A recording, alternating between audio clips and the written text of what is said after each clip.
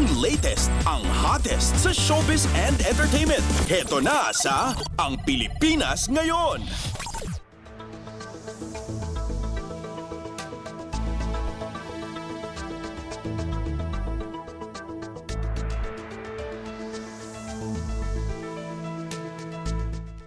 Halo, magandang araw sa ating mga chismoso at chismosang nag-aabang ng ating balitang artista.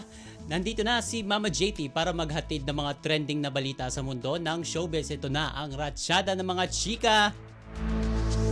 Sinagot ng Pinoy pop girl group na BINI ang isyong ibinabato sa kanila tungkol sa isa sa mga sikat nilang awitin na Salamin. Kumalat kasi ang post ng isang religious group sa social media kung saan inaakusahan nito ang P-pop girl group na nagpapalaganap ng witchcraft sa pamamagitan ng kanilang kanta. Saad ng naturang religious group, quote and unquote, "Let's choose our music wisely to nurture our souls and to bring us closer to God. Beware sa mga Christian preachers, pastors, ministers na walang nakikitang mali sa pakikinig ng mga worldly music." Sabi pa nila, Salamin is a witchcraft song. Please wake up, church. And eto, agad na nag-viral sa social media ang naturang post na umani ng samut-saring reaksyon mula sa mga madlang people. Ngunit hindi naman ito masyadong sineryoso ng BINI at natawa na lang sila sa mga kumalat na chika ukol sa kanilang kanta. At sa naganap na press con kamakailan upang ipakilala sila bilang isang ambassador ng isang shopping brand ay nausisa ang grupo tungkol sa kanilang kanta. Pagbabahagi ng leader ng grupo na si Joanna, hindi nila kontrolado ang pananaw ng ibang mga tao tungkol sa kanilang kanta. Ayon pa sa kanya, sa social media lang nila nalaman ang ganitong uri ng balita. At para naman sa isa pang miyembro na si Maloy, fake news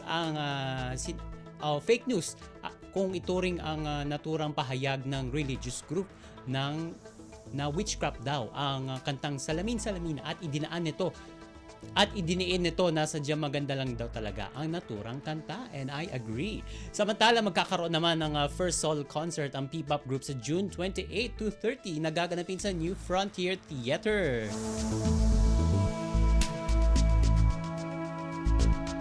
Samantala sa iba pa nating chika, for today's emosyonal ang naging reunion ng cast ng Home Along Dariles sa pangunguna ni Claudine Barreto nang magkita-kita silang muli. And mas naging masaya at makabuluhan daw ang muli nilang pagtatagpo ng dumating at makapiling ng grupo ang dating aktres na si Sita Astals na isa rin sa mga karakter na nagmarka sa nasabing sitcom. Sa video reel na ibinahagi ni Claudine sa kanyang social media accounts, mapapanood ang pagsasama-sama muli ng HADR family.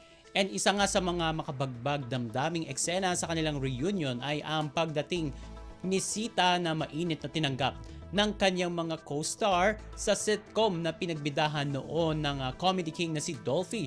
Makikita ang mahigpit na pagyakap ni Claudine kay Sita, pati na rin ni na Smokey Manaloto, Maybelline De La Cruz, Gio Alvarez at Nova Villa. At sa caption na inilagay ni Claudine sa kanyang Instagram post, quote and unquote, "Welcome back, Sita Astals. The family was lost for a while but now it's back." Sabi naman ni Maybelline, quote and unquote ulit, "Lahat sila nagtatanong, where's Tita Sita?" Finally, nung nakita ko yung reaction ng mga kapatid ko sa home, sila Tita Nova, nandun pa rin yung closeness, nandun pa rin yung warm ng bawat isa. Payag naman ni Smokey, noong quote and unquote, noong niyakap namin siya, parang kahit na walang salita na lumalabas, naiintindihan namin siya. Eto na, paunti-unti pakumpleto na kami. Yan ang sinabi ni Claudine. Sabi naman ni Gio, quote and unquote, "The family was lost for a while but now it's back." At gumanap nga itong si Sita Astals bilang Hilary Lagdameo sa naturang 90s sitcom. Ang mabait at maunawing boss ni Kevin Cosme sa sitcom na ginampanan naman ng yumaong comedy king na si Dolphy.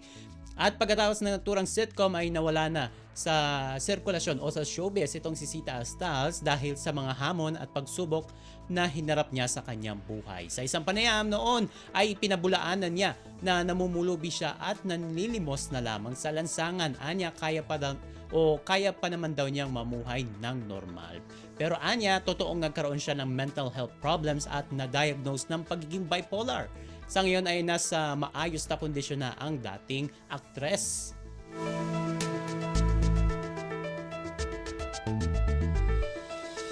At sa uli natin, chika, for today, sa gitna ng kanyang hectic schedule, ibinalita ng actor, politician at Oriental Mindoro Vice Governor E.J. Falcon na malapit na niyang matapos ang pag-aaral ng special course na Political Science, major in Local Governance sa University of Makati.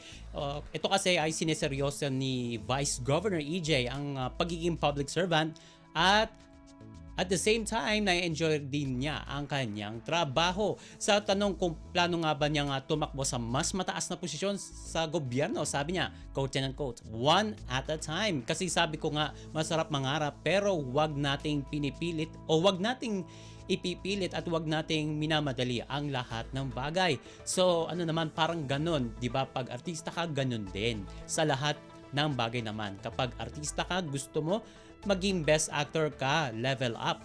Gusto mo mag-level up, kung gusto mo, mas mature yung role. At ayon pa sa actor-politician, so parang ganun din sa politics. Ganun din naman, ganun din. Kasi ang sarap din yung alam mong may mas magagawa ka sa ganitong profesyon.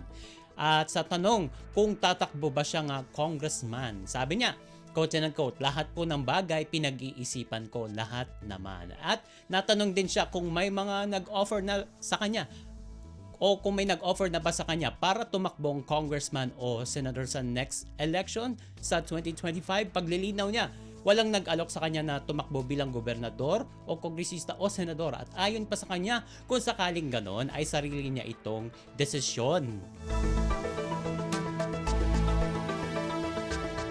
And OMG, wala na tayong oras para sa ating balitang artista. Maraming salamat mga kachismis sa pakikinig sa aking mga chika for today. Ako po si Mama JT para sa Radyo Pilipinas World Service.